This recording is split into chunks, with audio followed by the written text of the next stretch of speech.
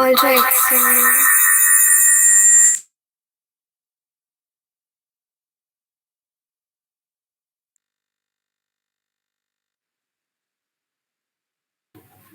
am I audible?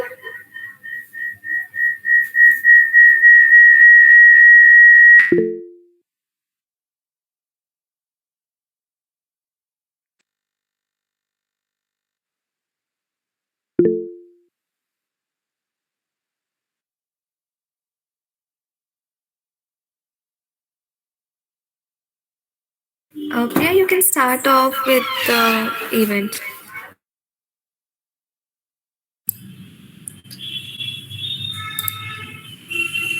Okay. Welcome everyone to the first session of Tagathon 3.0 on the Dev Sangam. And my name is Priyas Rohi and I'm the tech lead of GDSES RCSW. We are excited to join you us for informative session on how to ace hackathon and how to brainstorm and develop winning ideas and how to present your project effectively. Throughout the session, you will be requested to follow some rules and regulations. Please maintain the positive atmosphere and decorum of the event. And yeah, you can turn on your videos, but keep yourself on mute. And we'll be having Q&A session at the end of the session. So you can drop your all queries in the chat section. Without further ado, let me just introduce our esteemed speaker, Mr. Taranjot Singh, the founder of Uniclub and Unicorn Club and the Hackathon Coach. Over to you, sir. All right. So first of all, I would like to thank the entire GDSC team and especially Kushi for inviting me to deliver this session. So hi everyone. I hope you all are doing well. So without wasting any time, so let's start with the session. Okay. So the agenda for today's session is like how to ace hackathons, right? So first of all, let us discuss basically what is a hackathon. ठीक है.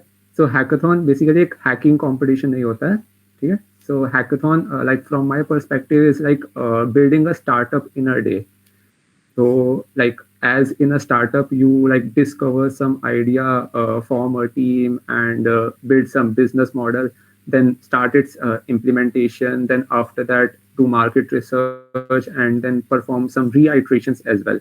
So all these type of stuff you also do while participating in hackathon. So that's why hackathons and startups are like interconnected. It's just that hackathon is like a base level kind of thing, and building a startup is like you can say a second or third layer kind of thing. Okay. So like after that, like let's discuss key why hackathon is important for a developer. Okay. So hackathons basically helps in like skill set as well as resume improvement. So whenever you participate in some hackathon, so like there you build some project based on the problem statements or based on the themes provided by the organizers. So when you develop some project with your team, you can include that project in your resume and add it in your portfolio or your LinkedIn profile as well. Then there is like great skill set development during hackathons as well, as hackathon provides like great situation and like great environment and a pressure kind of scenario in which you look after the other participants as well and try pushing your limits and matlab, developing your skill sets as well. Then the second part is like mentorship and guidance. So hackathon में जब भी आप participate करते हैं तो mentorship and guidance is the first thing जो कि like मतलब बहुत ही important रहती है, as there you get to interact with mentors. You could like ask them about questions regarding your project or about your career as well. Like mentor अगर suppose machine learning या फिर full stack web dev domain में work करे, then you can take some guidance from them, like how to apply in that role, how to prepare for that role, or how to apply in their company. Then the next thing is like internship and job opportunities. So hackathon में you also get a lot of internship and job opportunities. So इसके बारे में like थोड़ा deep down बाद में बात करेंगे session के दौरान. So fourth point पे आते हैं networking and connections building. So during the hackathon, you get a lot of massive opportunity to network and build connections with your fellow participants, with mentors, with judges, with organizers, and with speakers over there, or with sponsor representatives as well. So network and connection building massive level पे होती है, जिससे कि you get a lot of exposure, you get a lot of knowledge about various domains. Then the fifth point is why hackathon is important is like rewards, right? So cash prizes, goodies as well as swags hackathon में ये provide होते हैं. So this is like main motivation कि students want to participate in hackathons, right? Then like moving to the next topic, like steps necessary while participating in a hackathon. So like before learning like about how to ace a hackathon, it is very important to know about what are all the steps which are necessary for participating in a hackathon, right? So the first step is find a problem. So it is very necessary to find a problem which you are solving during the period of that hackathon. So बहुत ही simple रखता है, right? But it is not that simple to find a problem. So basically for finding a problem, you have to also find the target audience as well. Understand the target audience and then form a problem जो कि like end to end उस मतलब basically issue को solve करे जो कि आपकी target audience face कर रही है. So like building a end to end problem like 10 to 15 lines की एक problem statement जो कि like mainly फेस की जाती है by most of your target audience, ठीक है. Second point is building a solution to solve that problem. So आपका सॉल्यूशन इस टाइप का नहीं होना चाहिए कि it is looking for some problem, right? मतलब ऐसा सॉल्यूशन नहीं होना चाहिए जो कि मतलब एक प्रॉब्लम को ढूंढ रहा है. Solution we have built but मतलब it is not aligned or inclined towards that problem. So you all have to like form a team, discuss about that problem and form a solution accordingly, right? Then the third part is figuring out the features. So figuring out the features is a like very important part कि like आप 5 to 6 features figure out करते हो जो कि आप hackathon के दौरान बनाओगे. Then उन फीचर्स के अंदर से you figure out कि क्या USP है या क्या यूनिकनेस है जो कि आपकी नोवेल्टी ऑफ द आइडिया की तरह शोकेस हो पाएगा, जो कि आपके लाइक कॉम्पिटिटर से आपको अलग शोकेस करेगा. Then that becomes your USP, ठीक है. फीचर से ही यूएसपी निकल जाती है.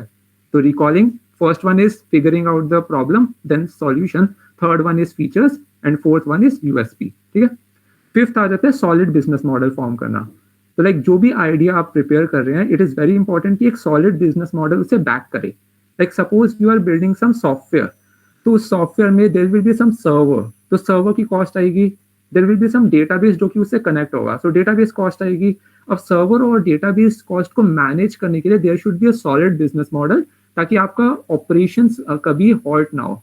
तो जजेस इसी तरह से सोचते हैं. लाइक हैकाथॉन को एक स्टार्टअप पॉइंट ऑफ व्यू से ही सोचा जाता है कि एक सॉलिड बिजनेस मॉडल भी इस आइडिया में बिल्ड होना जरूरी होता है.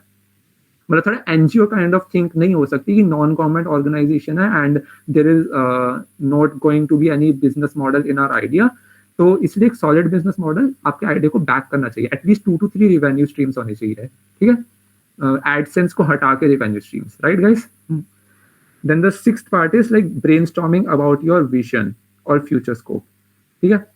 सो while participating in a hackathon, it is very important to note down all the features या फिर USPs जो कि आप उस hackathon duration में build कर सकते हो.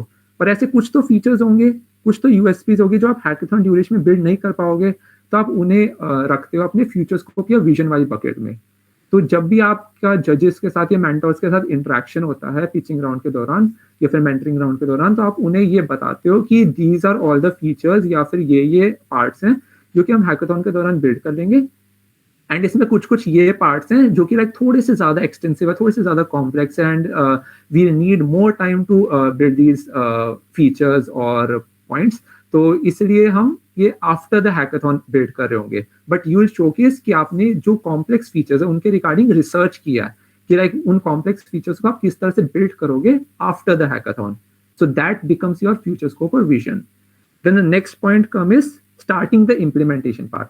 सो इम्प्लीमेंटेशन पार्ट इन 6 पॉइंट्स यानी कि problem, solution, features, USP, business model as well as vision, in 6 points को डिफाइन करने के बाद इम्प्लीमेंटेशन स्टार्ट किया जाता है मेनली.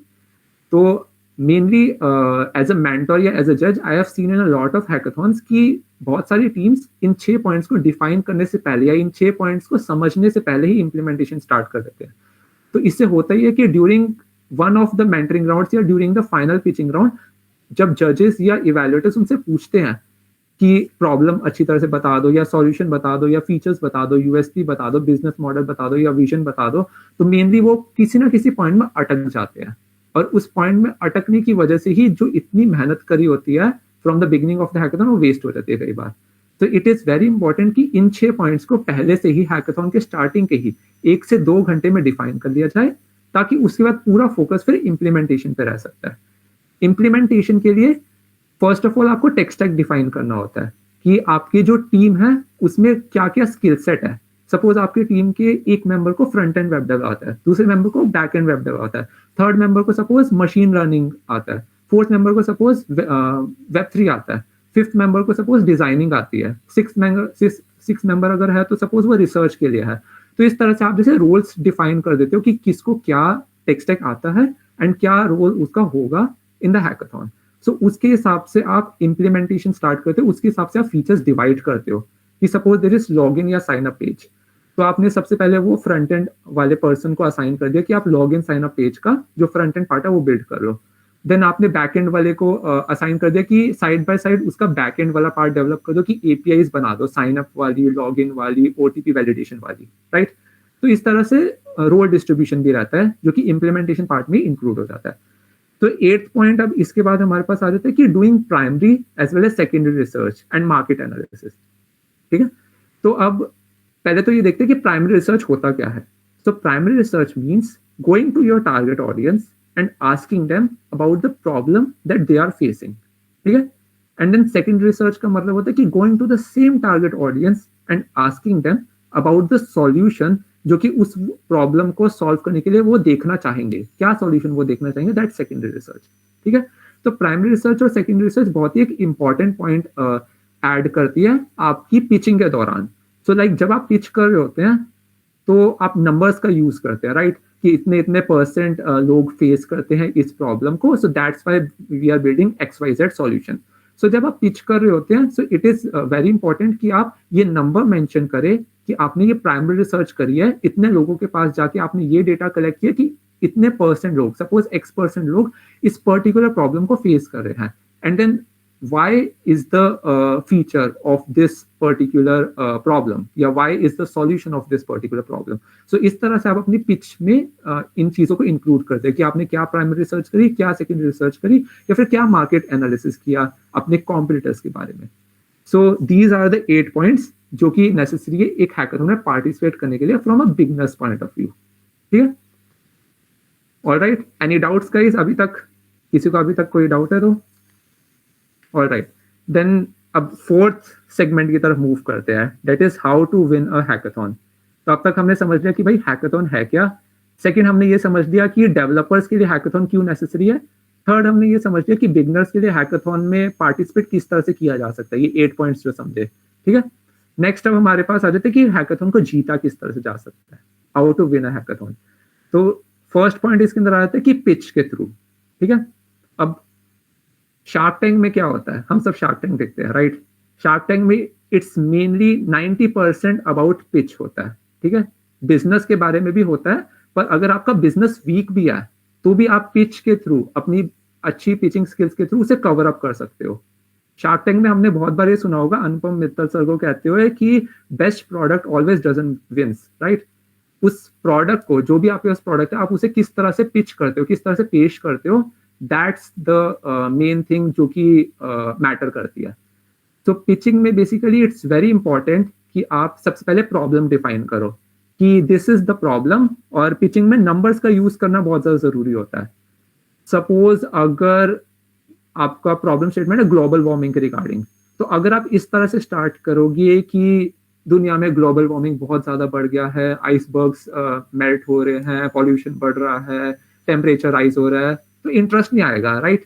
पर अगर आप पिच इस तरह से स्टार्ट करोगे कि ड्यू टू ग्लोबल वार्मिंग इतने percent, X% of icebergs melt हो रहे हैं, हमारी जो एयर क्वालिटी है वो सपोज Y% से डिटीरियोरेट हो रही है ईयर ऑन ईयर, जो हमारा ग्लोबल टेम्परेचर है, like globally temperature suppose Z% से राइज हो रहा है ईयर ऑन ईयर, या इन 5 ईयर टर्म्स Z% से राइज ऑन हो रहा है, तो इस तरह से नंबर्स का यूज करके जब आप पिच देते हो, सो सामने वाले को लगता है कि ऑथेंटिसिटी है, you have done research and genuine लगता है, ठीक है।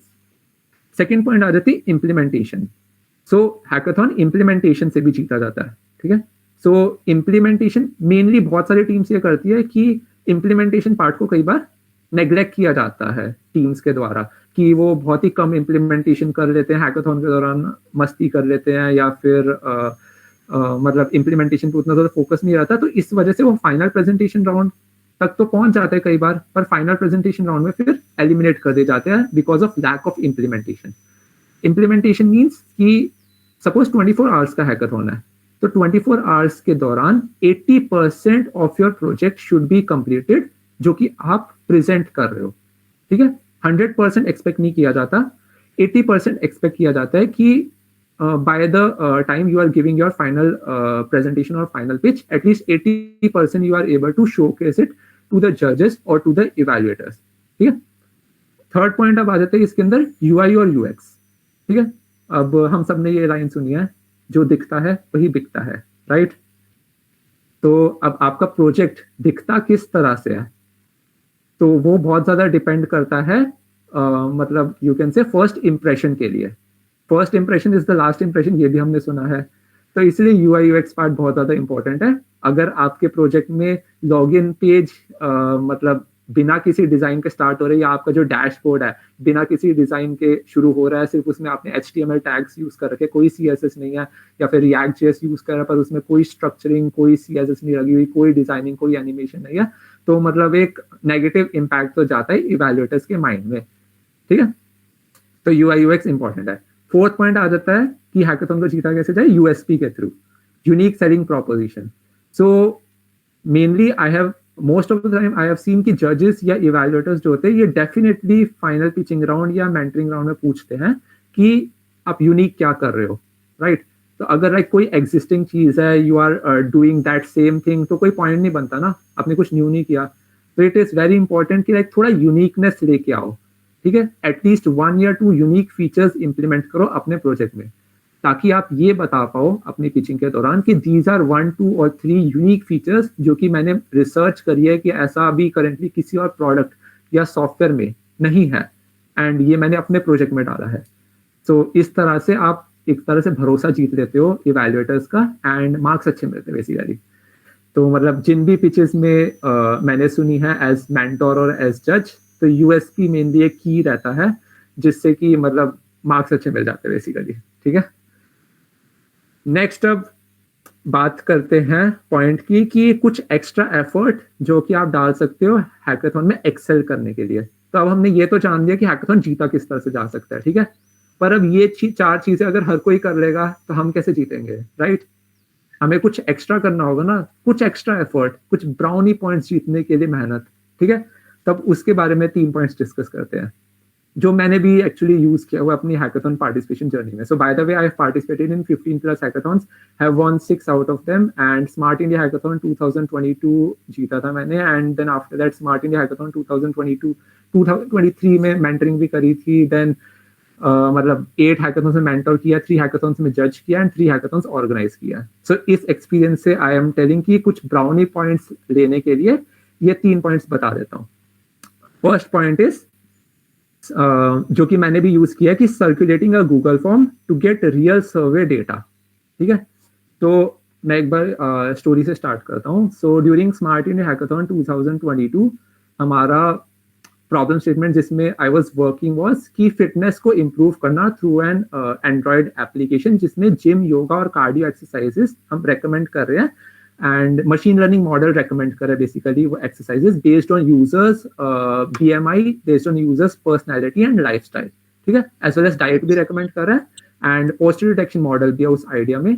सो ये था एक जिस्ट रिगार्डिंग द आइडिया, ठीक है।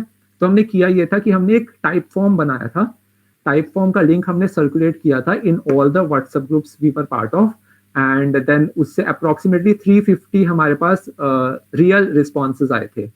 तो हमने उन रियल रिस्पॉन्सेज जो आए थे उन्हें एक एक्सेल शीट में कन्वर्ट कर लिया था. देन वो एक्सेल शीट हमने during one of the mentoring rounds evaluators को शोकेस करी थी. तो इससे इवैल्यूएटर्स को ये लग रहा था कि हाँ, this team is confident and this team is actually मतलब serious about participating in this hackathon. मतलब एक्चुअली हार्ड वर्क कर रहे हैं, सीरियस हैं. एंड फॉर्म सर्कुलेट किया है. फॉर्म को 15-20 बार, आई नो कि बार बार सेंड करना पड़ता है, एक ही बारी में 350 रिस्पॉन्सेज नहीं आने लगे, मेरे में भी नहीं आए थे. ठीक है, तो 10 बार सर्कुलेट किया, 350 रिस्पॉन्सेज आए थे. गूगल शीट में एक एक्सेल शीट में उसे कन्वर्ट किया. देन वो 350 रिस्पॉन्सेज शोकेस करे थे इवैल्यूएटर्स को कि ये देखो, ये है रियल डेटा. एंड इससे ये पता चलता है कि हमारा जो सॉल्यूशन जो हम वेबसाइट बना रहे हैं वो जेन्युइन है, उसकी जरूरत है, उसकी नीड है मार्केट में. तो इस तरह से हमने अपनी रिसर्च शोकेस करी थी. ठीक है, लेटर ऑन मतलब किसी और प्रोजेक्ट में हमने वो जो 350 रिस्पॉन्सेज वाला डेटा था उसे एक मशीन लर्निंग मॉडल में भी हम इनकलकेट कर पाए थे, क्योंकि डेटा सेट मिल गया था ना. बस मशीन लर्निंग एल्गोरिथम लगाई, डेटा सेट अपने पास था और रिकमेंडेशन होने लगी थी. तो इस तरह से वो बाद में रीयूज भी हो गया था, पर हैकाथॉन के दौरान तो बहुत अच्छी तरह से यूज हो पाया था. सेकेंड पॉइंट आ जाता है कि क्या एक्स्ट्रा एफर्ट आप कर सकते हो. Discussing your idea with some expert and recording their views. ठीक है, तो फॉर एग्जाम्पल अगर आपका आइडिया लॉयर या गवर्नेंस रिलेटेड सेगमेंट में है, so you can do one thing, approach some lawyer अपनी जान पहचान का, एंड चाहे गूगल मीट पे ही, एंड देन उन्हें अपना आइडिया बताइए. देन उनसे सजेशंस लीजिए कि उस आइडिया के रिगार्डिंग या उस प्रॉब्लम के रिगार्डिंग क्या वो सजेस्ट करते हैं. ठीक है, क्योंकि वो लॉयर है, वो एक्सपर्ट है उस डोमेन के, तो वो सजेस्ट करेंगे. तो आप उस मीटिंग को रिकॉर्ड कर लीजिए, तो उनके बेसिकली परमिशन से.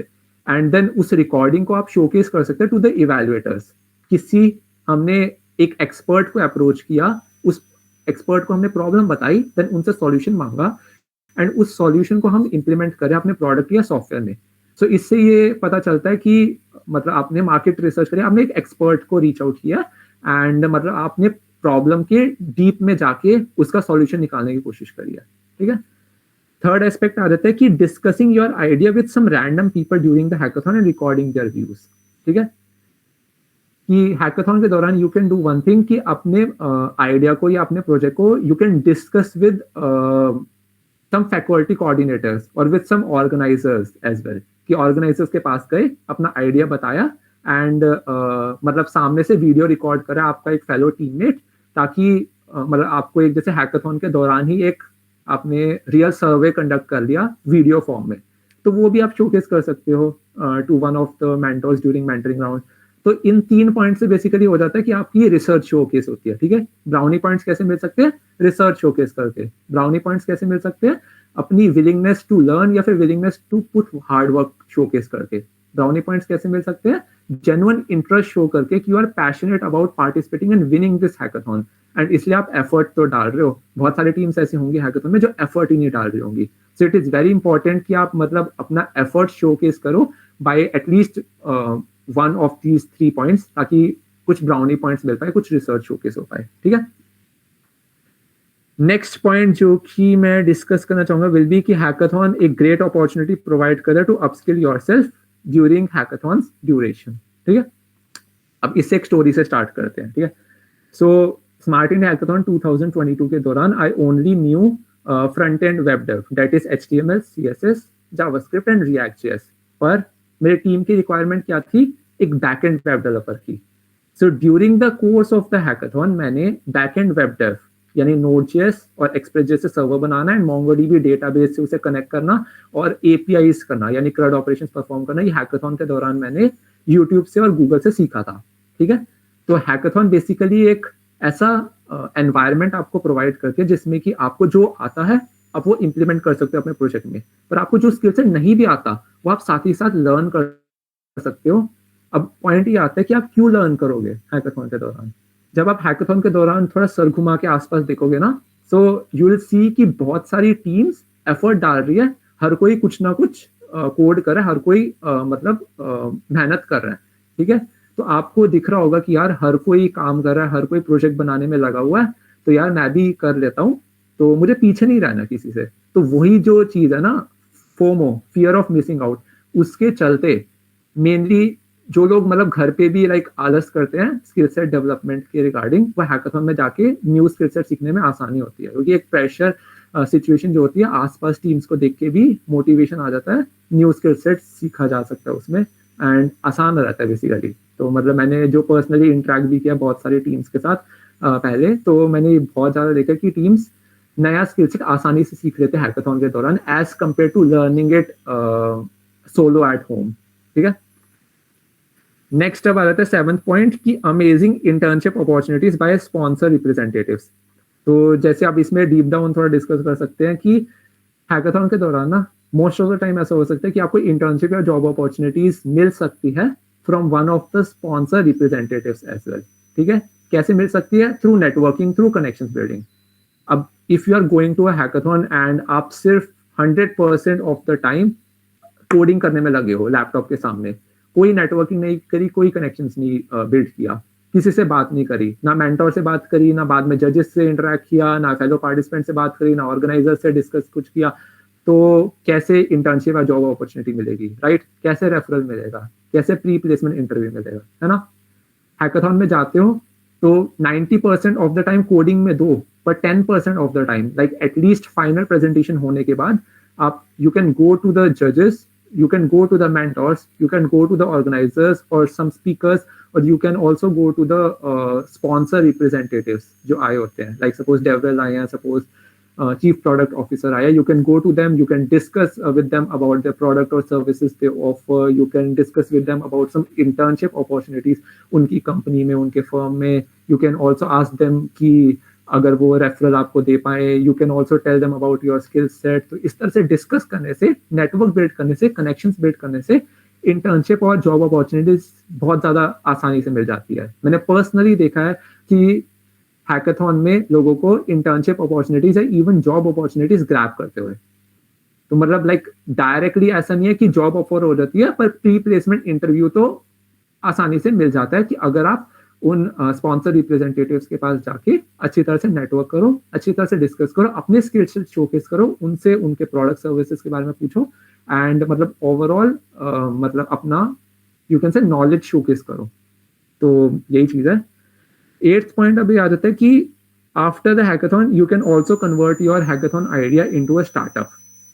ठीक है, तो लाइक जैसा कि हमने ये जाना अब तक सेशन में कि hackathon and startup like closely linked है।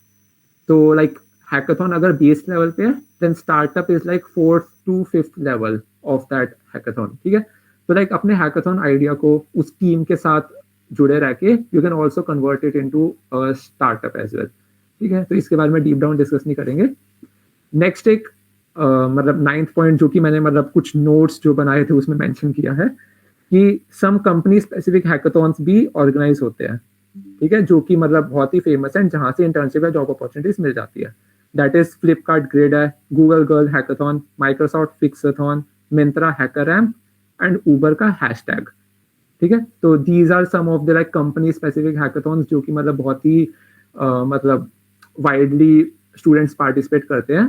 तो इसमें full time job offers and internships भी मिल जाती है। ठीक है, तो अब तक हमने सेशन में ये सीख लिया कि हैकाथॉन क्या होता है, डेवलपर्स के लिए क्यों जरूरी है, हैकाथॉन में एज अ बिगनर पार्टिसिपेट किस तरह से कर सकते हैं, हैकाथॉन में जीत किस तरह से कर सकते हैं, कुछ ब्राउनी पॉइंट्स करने के लिए टिप्स भी जान ली है, देन उसके बाद स्टार्टअप आइडिया में कन्वर्ट कर सकते हैं, कुछ company specific hackathons and all that stuff. ठीक है, सब जान लिया है ना। अब एक चीज ये है कि हैकाथॉन में it is very important to at least participate. ठीक है, अगर if you are a first year student then आपको लाइक ये माइंड में थॉट आएगा कि यार स्किल सेट कभी कुछ है नहीं, हैकाथॉन में पार्टिसिपेट करूँ या ना करूँ, ये बहुत ज़्यादा लोग सोचते हैं at least in their first year of college और सेकेंड ईयर ऑफ कॉलेज। पर it is important to at least participate in hackathon with negligible skill set अगर है तो भी। क्यों? क्योंकि जैसा कि बताया कि आप दूसरों को देखोगे कि हर कोई वहाँ पे कोड कर रहा है, हर कोई कुछ ना कुछ नया सीखने की कोशिश कर रहा है, तो अंदर से मोटिवेशन आएगा कि उसी दौरान मैं गूगल से या फिर कोई एक यूट्यूब प्लेलिस्ट हैकाथॉन में ही चला के वहाँ पे मैं सुनते हुए कोई नया स्किल सेट सीख लूँ। सपोज रिएक्ट.जेएस वहीं पे सीख लिया, सीखने की कोशिश करी, सपोज बैकएंड वहीं पे सीखने की कोशिश करी, सपोज मशीन लर्निंग करनी है तो मशीन लर्निंग वहीं पे सीखने की कोशिश करी, वेब3 वहीं पे सीख लिया। कोई डाउट आता है तो देयर आर मेंटोर्स, कोई डाउट आता है तो मतलब फेलो टीम मेंबर्स है, कोई डाउट आता है तो मतलब बाद में जजेस के साथ इंटरेक्ट कर सकते हो, ऑर्गेनाइजर्स भी बता देते हैं कि अगर डाउट आता है, कोई एरर आ रहा है रिजॉल्व करने के लिए, तो मेंटरिंग अपॉर्चुनिटीज या फिर गाइडेंस तो वहाँ पे हैकाथॉन में बहुत ज्यादा होती है. So it is very important to at least participate in hackathon, register for that hackathon, go to that hackathon and like मतलब विलिंगनेस टू लर्न शोकेस करना एंड कुछ ना कुछ बनाने की कोशिश करना. एक हैकाथॉन में कुछ ना कुछ बनाया, अगले हैकाथॉन में वो लर्निंग लेके जाओगे, सो अगले हैकाथॉन में कुछ बेटर सॉफ्टवेयर या वेबसाइट बना पाओगे या कोई बेटर प्रोडक्ट बना पाओगे, देन अगले हैकाथॉन में ऐसे. तो इसी तरह से जब 10 हैकाथॉन या 5 हैकाथॉन में पार्टिसिपेट करोगे तो एक्सपीरियंस आ जाएगा, कुछ कुछ बीच में जीतने भी लगोगे. तो इसी तरह से हैकाथॉन कम्युनिटी के साथ जुड़े रहोगे, तो बाद में जैसे मुझे मेंटर और जज अपॉर्चुनिटीज मिली, तो उसी तरह से आपको भी मिल सकती है. बाद में you can also build your own hackathon centric community.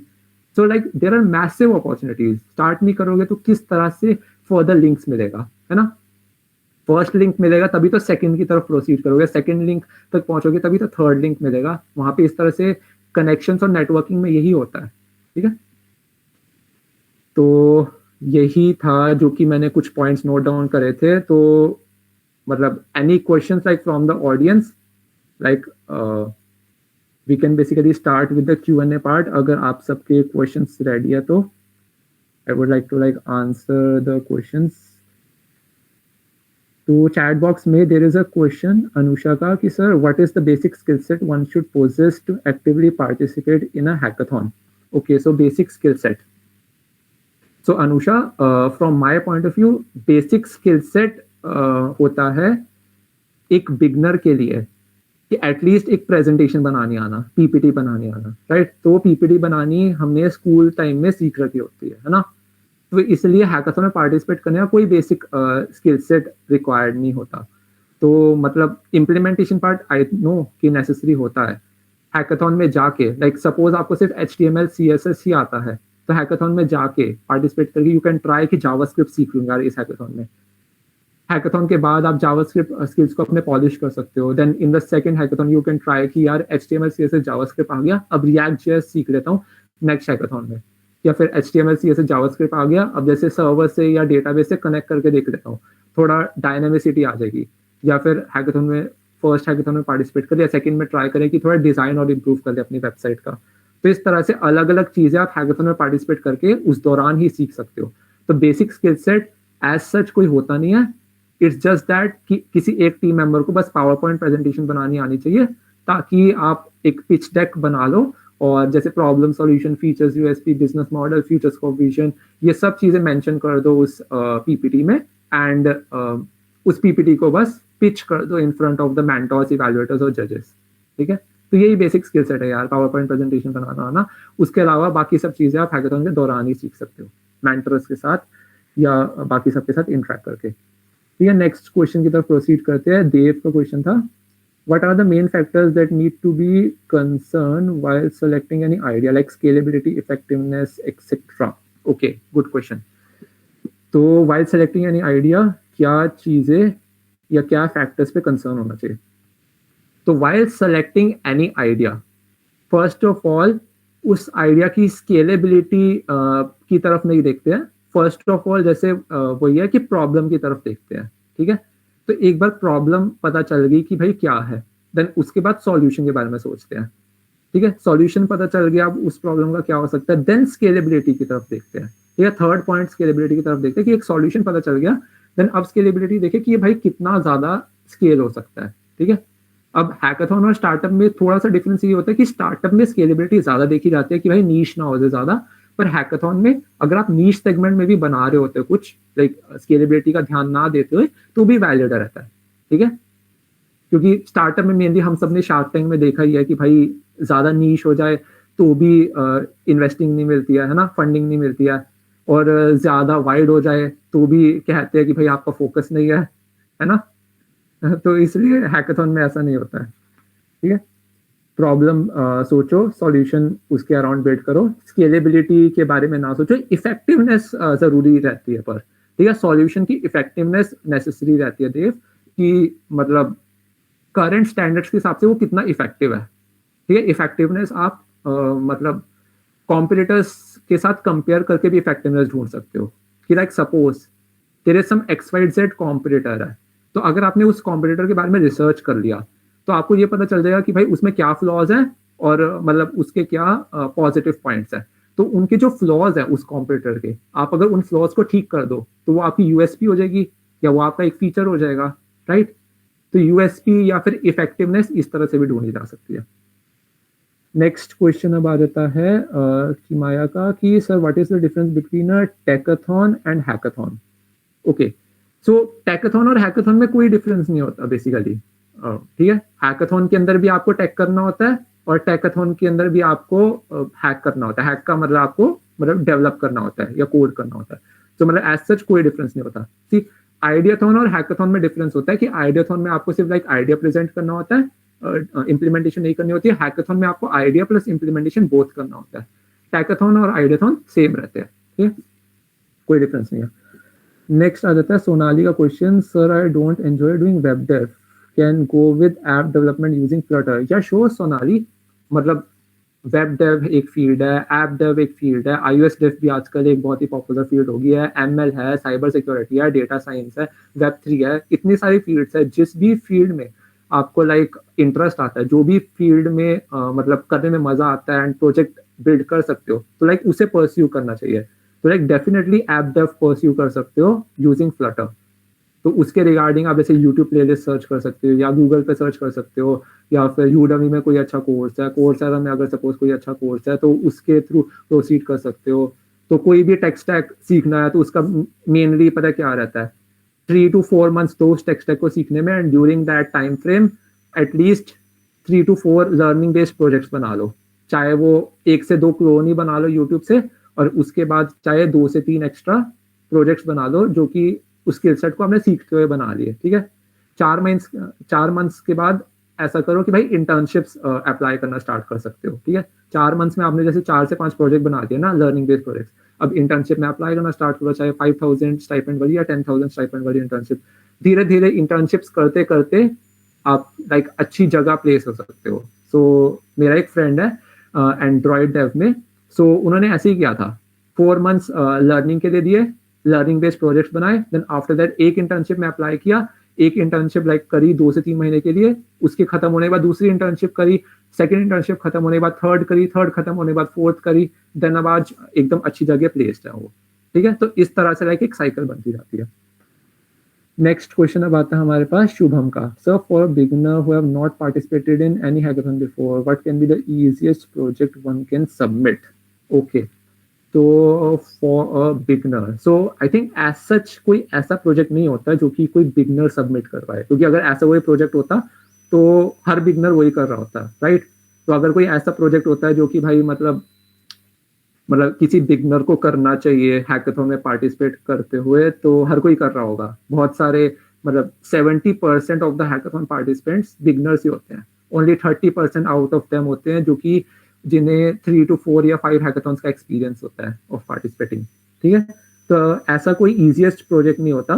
Project depend करता है कि अगर कोई हैकाथॉन में प्रॉब्लम स्टेटमेंट्स गिवन है या फिर थीम गिवन है तो उस पर बिल्ड करना, like suppose health care theme होते हैं मेनली, फिनटेक कई बार थीम होती है, कई बार एडटेक थीम होती है, कई बार सस्टेनेबिलिटी थीम होती है। तो थीम के रिगार्डिंग अगर आप लाइक कोई सॉल्यूशन सोच सकते हो देन उस पर बिल्ड करना, या फिर अगर हैकाथॉन ऑर्गेनाइजर्स ने कोई प्रॉब्लम स्टेटमेंट्स दी है तो उस प्रॉब्लम स्टेटमेंट्स का डायरेक्टली यूज कर लेना, क्योंकि उसमें फिर कोई अलग से कोई सोचना नहीं पड़ता आइडिया, ठीक है। यही है, तो क्वेश्चन तो अभी खत्म हो गए गाइस। और किसी का कोई क्वेश्चन है तो पूछ लीजिए, लाइक डेवलपमेंट के रिगार्डिंग क्वेश्चन हो, हैकाथॉन के रिगार्डिंग क्वेश्चन हो, या फिर लाइफ के रिगार्डिंग क्वेश्चन हो, डीएसए के रिगार्डिंग हो, any question would be appreciated, community के रिगार्डिंग क्वेश्चन हो, एनीथिंग। तो मतलब तब तक मैं बताता हूँ, like it was great like interacting with all of you. मतलब व्यूज शेयर करना कि मतलब किस तरह से आप हैकाथॉन को पार्टिसिपेट कर सकते हो, किस तरह से जीत सकते हो। मतलब आई रियली होप कि लाइक कुछ लर्न किया हो इस सेशन से, क्योंकि what matters is impact and learning. तो इस सेशन से जो भी लर्न किया, सो आई वुड हाईली रेकमेंड कि टैकाथॉन 3.0 जो है मतलब उसमें पार्टिसिपेट करो, एंड जो भी लर्निंग्स मिली है इस सेशन से उन्हें अप्लाई करो इन द हैकाथॉन। मेंटर्स के साथ इंटरेक्ट करो, नए नए स्किल सेट सीखो, अच्छा अच्छा प्रोजेक्ट बनाओ, एंड ट्राई करो हैकाथॉन को जीतने का, ठीक है, राइट। सोनाली का नेक्स्ट क्वेश्चन है, sir can you tell about your experience of your first hackathon? ठीक है, interesting Sonali. So the first offline hackathon in which I participated was Smart India Hackathon 2022, जो कि मतलब बेसिकली नेशनल लेवल हैकाथॉन था. ठीक है, एक तरफ फर्स्ट हैकाथॉन पार्टिसिपेट कर रहे हैं और निकला वो भी नेशनल लेवल. ठीक है, तो मतलब प्रेशर भाई गजब का था एक तरह से. ठीक है, तो for participating in that hackathon, क्योंकि एक्सपीरियंस तो था नहीं, जैसा कि मैंने बताया, सिर्फ फ्रंट एंड वेब डेव आती थी, back and web dev during the course of the hackathon सीख रहे थे.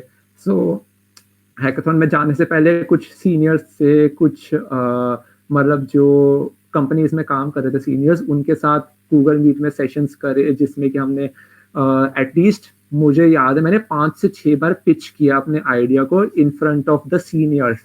हैकाथॉन से पहले सीनियर्स को पिच करके दिखा रहे थे कि भाई थोड़ा फ्लॉज बता दो या फिर थोड़ा पॉजिटिव पॉइंट्स बता दो क्या है हमारे आइडिया में, और फीडबैक दे दो basically.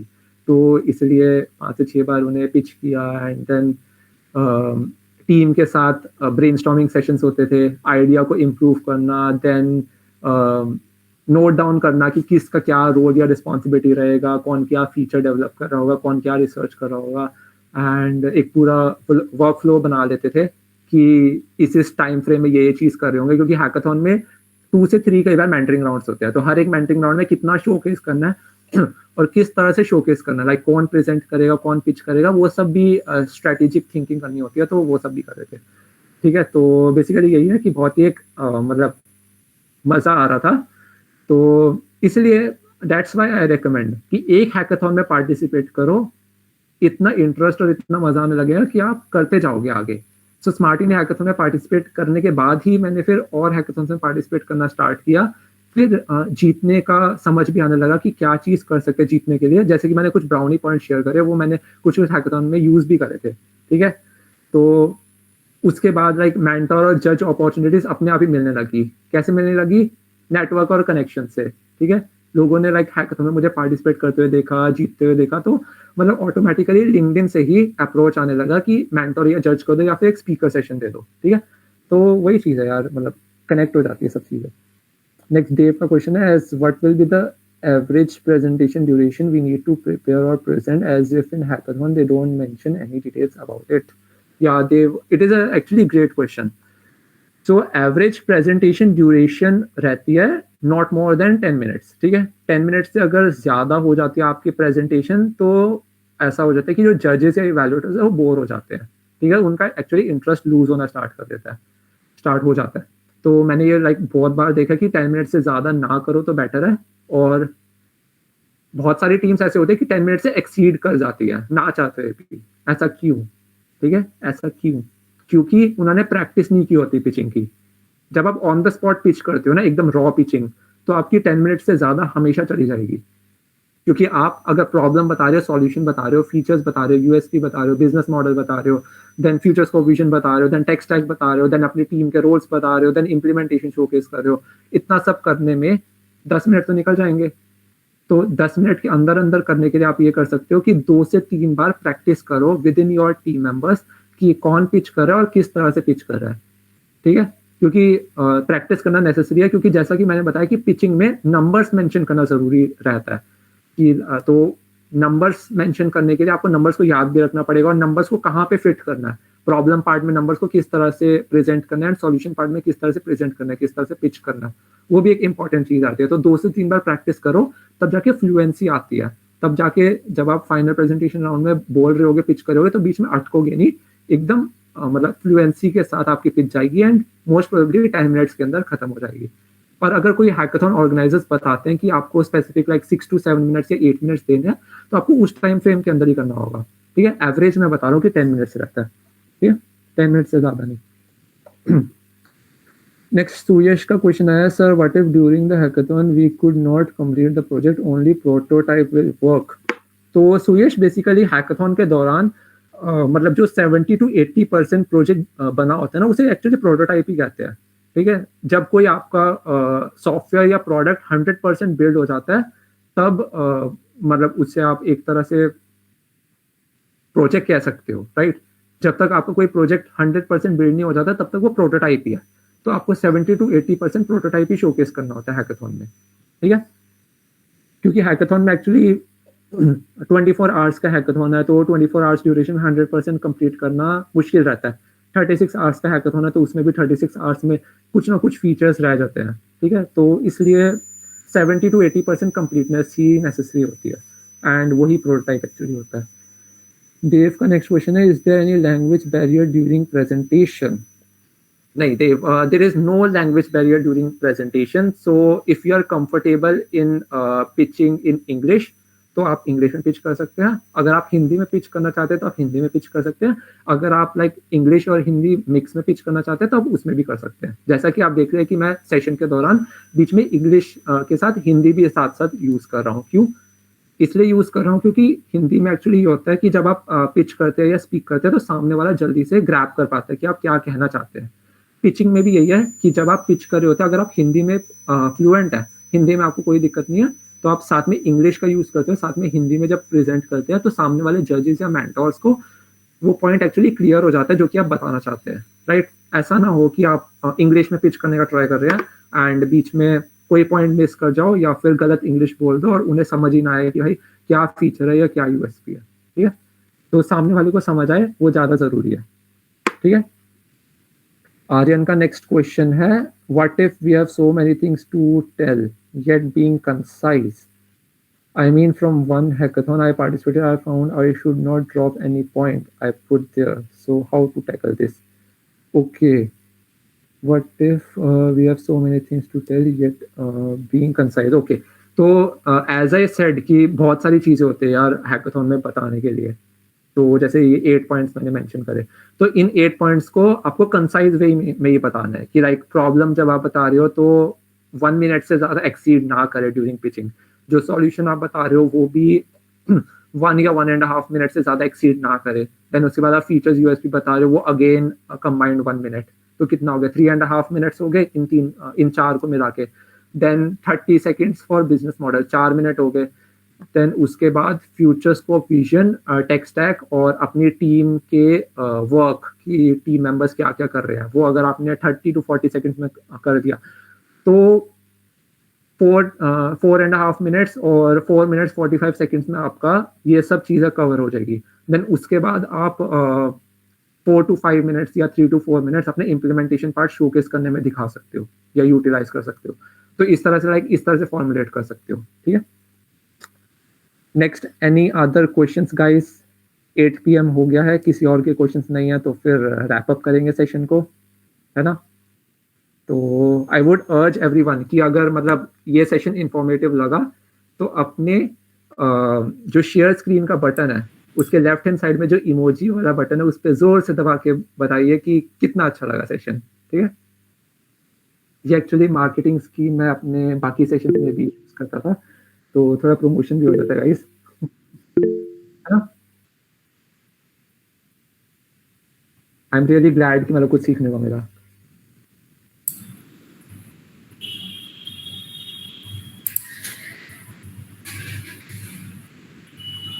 All right, everyone. So as we come to the end of this insightful session, I want to express my deepest gratitude to Taran sir for sharing your knowledge and expertise with us. Thank you to our principal, Dr. Payal Magar ma'am, and teacher convener, Dr. Dipali Bajaj ma'am, for their motivation and all-round support. Thank you to all participants for joining and actively engaging throughout the session. We hope you find today's session informative and inspiring. Stay tuned for more exciting sessions and take your hackathon to the next level. Also, I am dropping the link of hackathon so interested people can register that. Also, we have like one more announcement for you. The official keynote session for the hackathon will be on 3rd of March. Okay, so meanwhile, you know that the submission deadlines have like already been started, but don't worry. The mentorship sessions are scheduled on 3rd and 4th. for you people, the final deadline for submission would be 5th of March and the keynote shall be on 3rd. So you don't have to worry, and please keep an eye on your email regularly. We have a dedicated Telegram group for all the these Techathon 3.0 participants and the mentors. So if you need any guidance or you're facing any sort of technical difficulties, or with submission, or you're even lacking motivation, so don't worry, we have a whole bunch of team. We have the hackathon experts, and we also have the GDSC core team to help you right there. Make sure you have joined the Telegram group, and yeah, we would really appreciate if you actively contribute to this, because we have the amazing prizes, not just for top 3 winners, but also for the top 10 winners. So yeah, like there's a prize for everyone. As Taranjot sir mentioned, that we have a lot of opportunities. You can also grab an internship opportunity if your project truly stands out. And yeah, you are going to have amazing mentors, like from the industry experts to the hackathon experts, like Mr. Taranjot Singh, in the mentoring round. So yeah, stay tuned. And once more, since we are your own GDSC, we are the GDSC of your campus, so we would appreciate if you help us by spreading a word about this hackathon. अपने दोस्तों को invite करो. You can also participate in the referral competition, because we are seeking more participants, because the prize pool is really huge this time in the history of GDSC and the whole college campus. So yeah, that is it from my end. Over to you, Priya. Okay, so yeah, the session is over. Wishing you a wonderful evening, everyone. Now you can take leave from the meet now. And yeah, thank you so much, Taranjot sir. It was amazing to have you here. And we're also looking forward for your guidance. I really hope that all the participants must be excited to have one-on-one interaction about their projects with you on 3rd and 4th of March. So yeah, thank you so much, everyone. I hope you had a lovely evening. And yeah, please get started with all those, have project building work. And yeah, all the best. Sure. Thank you so much to Khushi and entire GDSC team. So it was great interacting with all of you. Okay, so yeah, signing off, Taranjot Singh.